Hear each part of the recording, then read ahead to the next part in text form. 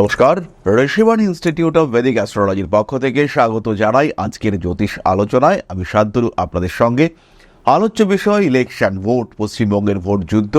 এই বিষয় নিয়ে সম্পূর্ণ প্রশ্ন জ্যোতিষ নির্ভর কিছু ডিসকাশন আমরা করছি এবং বেশ কিছুদিন ধরেই করে আসছি। বিষয়টি একেবারেই রাজনৈতিক নয়, যদিও আলোচনার মূল বিষয় সেটি হলো রাজনৈতিক, অবশ্যই রাজনৈতিক, কিন্তু আমাদের আলোচনা সেটি কিন্তু শিক্ষামূলক। এই বিষয়টি আপনাদের প্রত্যেককেই মাথায় রাখতে হবে।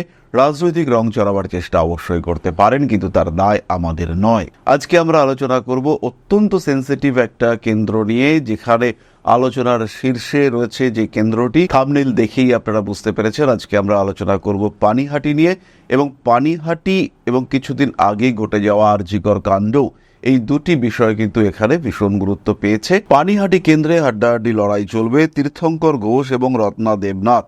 রত্না দেবনাথ সম্পূর্ণ অরাজনৈতিক ব্যক্তিত্ব। একটি দুর্ঘটনার শিকার হওয়ার পরে তিনি কিন্তু এই রাজনৈতিক ছত্রছায়ার মধ্যে চলে এসেছেন। অন্যদিকে টিএমসির তীর্থঙ্কর ঘোষ, তিনি কিন্তু বেশ ভালো পর্যায়ের নেতা। তীর্থঙ্কর বাবুর সবচেয়ে বড় স্ট্রং পয়েন্ট তার সংগঠন, এবং রত্না দেবনাথ বিজেপির, তার সবচেয়ে বড় স্ট্রং পয়েন্ট তার হলো সহানুভূতি।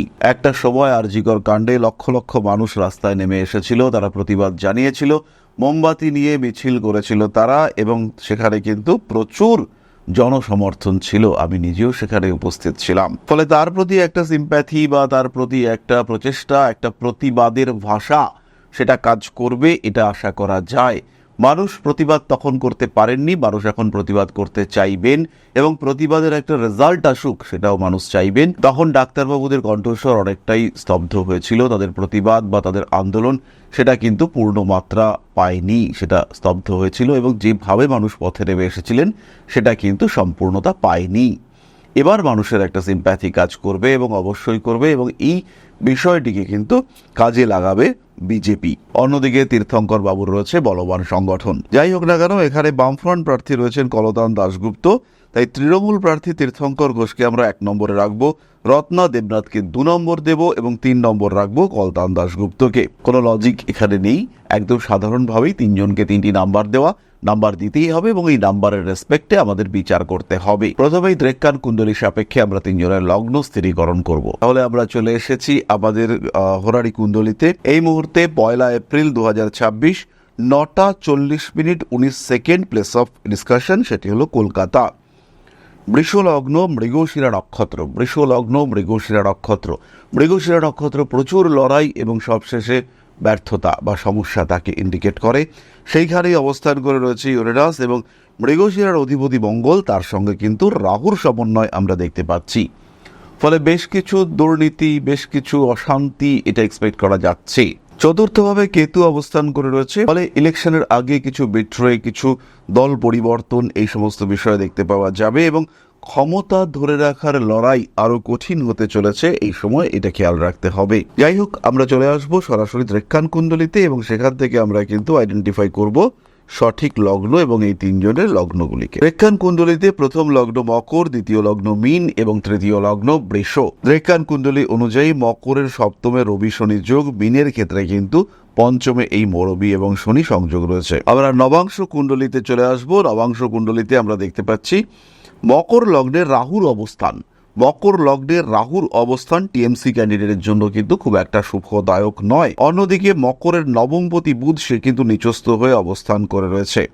ফলে লগ্নপতি, নবমপতি এবং দশমপতি অর্থাৎ শুক্র, সে কিন্তু 6th হাউসে মঙ্গল যুক্ত হয়ে রয়েছে। টিএমসি প্রার্থীর এখানে হেরে যাওয়ার কিন্তু সম্ভাবনা অবশ্যই রয়েছে অ্যাকর্ডিং টু D9 কুণ্ডলী। বাট এই ডিসকাশন আলটিমেট নয়। মীন রাশি বা মীন লগ্নের ক্ষেত্রে বুধ, তিনি কিন্তু নিচস্থ হয়ে মিনেই অবস্থান করে রয়েছেন। নবাংশ কুণ্ডলিতে তার পঞ্চমে রয়েছে কেতু, ফলে সন্তান ওরিয়েন্টেড একটা সিম্প্যাথি তিনি অবশ্যই পাবেন। বুদ্ধির ভুল হওয়ার সম্ভাবনা রয়েছে। রাজনীতিতে একেবারেই নতুন, তাই এক্ষেত্রেও কিছু সমস্যার মধ্যে আপনি কিন্তু অবশ্যই পড়তে পারেন। তবুও আমরা এই ক্ষেত্রে বলবো যে বিজেপি প্রার্থীর কিন্তু জেতার সম্ভাবনা D9 কুণ্ডলী থেকে বেশি, তবে এটা কখনোই নির্ণায়ক কুণ্ডলী নয়। এবার আমরা চলে আসবো D10 কুণ্ডলিতে। D10 কুণ্ডলী যদি আমরা দেখি, সেই ক্ষেত্রে বৃহস্পতি নিচস্থ হয়ে রয়েছে মকরে, বৃহস্পতি এবং মকরের অধিপতি শনিদেব, তিনি দ্বিতীয় অবস্থান করে রয়েছে। D10 কুণ্ডলী অনুযায়ী লড়াই কিন্তু সমান সমান, অর্থাৎ D9 এবং D10 দুটো কুণ্ডলীকেই যদি আমরা ধরি, সেই ক্ষেত্রে অবশ্যই কিন্তু আমরা বলবো যে বিজেপি প্রার্থী তার কিন্তু পাল্লা ভারী। এবং দেবগুরু বৃহস্পতি D10 কুণ্ডলিতে অবস্থান করে রয়েছেন মকর রাশিতে, চর রাশিতে, তার উপরে এইখানে রবি কিন্তু তুঙ্গ হয়ে রয়েছে, আর তার সঙ্গে সঙ্গে মঙ্গলের একটা অষ্টম দৃষ্টি শুক্রের ওপরে রয়েছে। মঙ্গলের এই অষ্টম দৃষ্টি শুক্রের ওপরে, শুক্রের সঙ্গে রাহুর সংযোগ, এটা কিন্তু একটা মৃদু পরিবর্তনের সম্ভাবনাকে নির্দেশ করে। যদিও খুব স্ট্রং নয়, বাট স্টিল মৃদু পরিবর্তনের সম্ভাবনা রয়েছে। এবং এখান থেকেও আমরা অবশ্যই বলবো রত্না ম্যাডাম, বিজেপির প্রার্থী রত্না ম্যাডাম, তার গ্রোথ রেট বা তার সাকসেস রেট এখানে কিন্তু বেশি। এবার আমরা চলে আসবো আলটিমেটলি ডিসিশন মেকিং চার্টে, অর্থাৎ D60তেও আমরা দেখতে পাচ্ছি মকরে রবি শনি বৃহস্পতির অবস্থান। রবি শনির অবস্থান অবশ্যই পাওয়ারকে ইন্ডিকেট করে মকরের জন্য। এবং তার সঙ্গে সঙ্গে এটাও খেয়াল রাখতে হবে, এখানে কিন্তু রবি শনি কম্বিনেশন রয়েছে। শনিদেব কিন্তু এখানে সক্ষেত্রী, আর রবি তিনি কিন্তু অষ্টমপতি, বৃহস্পতি দ্বাদশপতি। তাই রবি এবং বৃহস্পতির মকরে অবস্থান এটা কিন্তু অবশ্যই সত্তা তখ্ত, তার টালমাটাল অবস্থাকে নির্দেশ করে। রত্না ম্যাডামকে ইন্ডিকেট করছে মীন রাশি। মীনের অধিপতি বৃহস্পতি, তিনি নিচস্থ হয়েছেন, যদিও একাদশ মানে সাকসেস। প্রচুর প্রচেষ্টার ফলে তিনি সাকসেসফুল হতে পারেন এবং অবশ্যই পারেন। তার গ্রোথ রেট কিন্তু তুলনামূলকভাবে বেশি, এবং এই যে সিম্প্যাথি, এটা কাজ করবে এখানে। এবং আমরা দেখতে পাচ্ছি তার 7th হাউসে কিন্তু চন্দ্র অবস্থান করে রয়েছে, ফলে একটা নিঃশব্দ লড়াই এটা কিন্তু অবশ্যই দেখতে পাওয়া যাবে এবং প্রতিটা পদক্ষেপে দেখতে পাওয়া যাবে। ফলে D60 কুণ্ডলী এটাও কিন্তু রত্নাদেবীকে সাপোর্ট দিচ্ছে। তবে এই ক্ষেত্রে আলটিমেট ডিসিশন সেটা কিন্তু অবশ্যই পাবলিক নেবে। আমরা চলে আসবো আজকের বিংশোত্তরী দশা, অন্তর্দশা এবং প্রত্যন্তর দশায়। যেহেতু খুবই অল্প সময়ের ব্যবধান, তাই আমরা এখানে অবশ্যই প্রত্যন্তর দশা বা সূক্ষ্ম দশা পর্যন্ত গমন করব। সূক্ষ্ম দশায় যদি আমরা যাই, সেই ক্ষেত্রে রবি, বুধ, বৃহস্পতি এবং শনি। ফলে বৃহস্পতির প্রত্যন্তর দশা, শনির সূক্ষ্ম দশা, লড়াই কিন্তু হাড্ডাহাড্ডি, উভয় পক্ষেরই এখানে জিতবার সম্ভাবনা রয়েছে। ভাগ্যলক্ষ্মী উভয়ের ক্ষেত্রেই কিন্তু সাপোর্টিভ। তবে যদি আমরা দেখতে চাই, এই ক্ষেত্রে মিনের অবস্থা অবশ্যই পজিটিভ, এবং আলটিমেটলি মকরের থেকে মিনের কন্ডিশন কিন্তু বেটার। মকরের ক্ষেত্রে আমরা দেখতে পাচ্ছি বৃহস্পতির সাপোর্ট সবচেয়ে বেশি, এখানে শুক্রেরও একটা বিরাট সাপোর্ট রয়েছে। ফলে মহিলাদের একটা বড় অংশ এবং ইয়ং মহিলাদের একটা বড় অংশ, তারা কিন্তু অবশ্যই তৃণমূলকে ভোট দেবে, চরমভাবে ভোট দেবে। মকরে আমরা দেখতে পাচ্ছি টোটাল মার্কস হচ্ছে 29, এবং মীন রাশিতে আমরা দেখতে পাচ্ছি সেটা কিন্তু 28। 1 নম্বরের ডিফারেন্স রয়েছে, এই ডিফারেন্স মেকআপ করা এটা কিন্তু কোনো অংশে কঠিন নয়। সূর্যদেব অর্থাৎ রবি মকরে 3 পয়েন্ট, মীন রাশিতে 5 পয়েন্ট। ফলে জেতার সম্ভাবনা এটা কিন্তু বিজেপি প্রার্থীর ক্ষেত্রে অনেকটাই বেশি। তবে এই ক্ষেত্রে একটি বিষয় মাথায় রাখতে হবে, রাহু সে কিন্তু মকরে 6 পয়েন্ট দিয়ে বসে রয়েছে। ফলে যদি একদম নিরপেক্ষ নির্বাচন হয় বা যদি কোনো রকম দুর্নীতি বর্জিত নির্বাচন হয়, সেই ক্ষেত্রে বিজেপি প্রার্থীর জিতবার সম্ভাবনা সেটা কিন্তু অনেকটাই বেশি। অল্প বয়সী পুরুষ ভোটারদের ভোট সেটাও কিন্তু বিজেপি প্রার্থী অনেকটাই পাবেন। অন্যদিকে একটু লার্নড পার্সন, যারা একটু পড়াশুনো করেছেন বা যাদের মধ্যে একটু সোশ্যাল রেসপন্সিবিলিটি রয়েছে, তাদের টোটাল ভোট সেটা কিন্তু অবশ্যই যাচ্ছে আমাদের বিজেপি প্রার্থীর দিকে। বেশ কিছু প্রতিবাদী মানুষ যারা পরিবর্তন চাইছেন এবং নিঃশব্দে পরিবর্তন চাইছেন, সেই সমস্ত মানুষ, তাদেরও সম্পূর্ণ ভোট সেটা কিন্তু গিয়ে পজিটিভলি পৌঁছবে। বেশ কিছু মানুষ যারা সঠিক নির্বাচন চাইছেন, নিঃশব্দে প্রতিবাদ করতে চাইছেন, তাদের ভোটের একটা বড় অংশ, অনেক বড় অংশ সেটা কিন্তু গিয়ে পৌঁছবে বিজেপি প্রার্থীর ঘরে। তখন কিন্তু তার জিতবার সম্ভাবনা এটা বাড়বে। যে দিকটাতে ভীষণভাবে নজর দিতে হবে বিজেপি প্রার্থীকে, সেটি হলো কম বয়সী মহিলা ভোটার। তৃণমূলের ক্ষেত্রে ভোটে কিছুটা বামপন্থী প্রভাব, এটা নেগেটিভ প্রভাব পড়তে পারে। তার সঙ্গে সঙ্গে কিছু ভোট কেটে যাওয়া, নির্দল প্রার্থী বা অন্যান্য কোনোভাবে ভোট চলে যাওয়া ইত্যাদির একটা সম্ভাবনা এটা রয়েছে।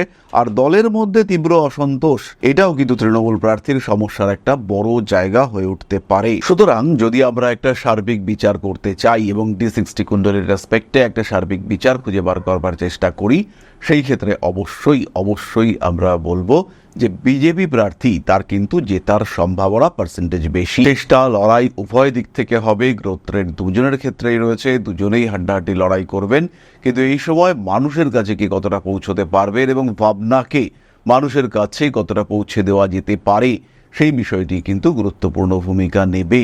এই ক্ষেত্রে আমাদেরকে অ্যাক্টিভ হতে হবে এবং প্রচন্ড অ্যাক্টিভ হতে হবে। আমরা অর্থাৎ সাধারণ জনগণ, আমাদেরকে প্রত্যেককে অ্যাক্টিভলি ভোট দিতে হবে। প্রত্যেকের কাছে এটাই অনুরোধ যে আপনারা সবাই নির্বাচনে অংশগ্রহণ করুন এবং এই যে ভারতবর্ষের সবচেয়ে বড় উৎসব অর্থাৎ গণতন্ত্র উৎসব, ভোট উৎসব, এতে আপনারা সামিল হন, প্রত্যেকে নিজের পছন্দ মতো ভোটদান করুন এবং যাই ঘটুক না কেন তার একটা অংশ হিসেবে নিজেকে প্রতিপন্ন করুন।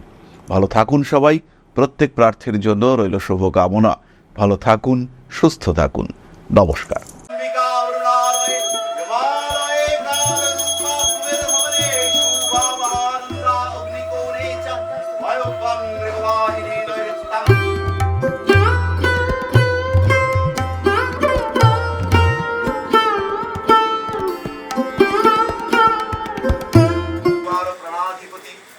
दक्षिणा कालिका परिषदाय स्वाहा।